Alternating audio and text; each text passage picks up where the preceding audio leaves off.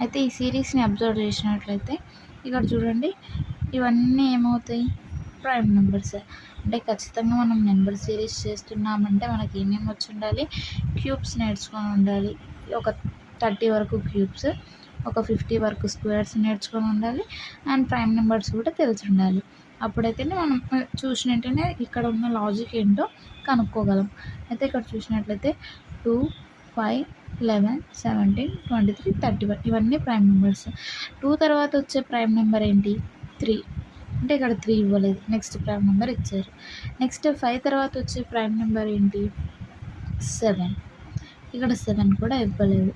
11 తర్వాత వచ్చే prime number ఏంటి, 13. తర్వాత ఏంటి, 17. సో ఇక్కడ 13 కూడా ఇవ్వలేదు. నెక్స్ట్ 17 తర్వాత వచ్చే ప్రైమ్ నెంబర్ ఏంటి, 19.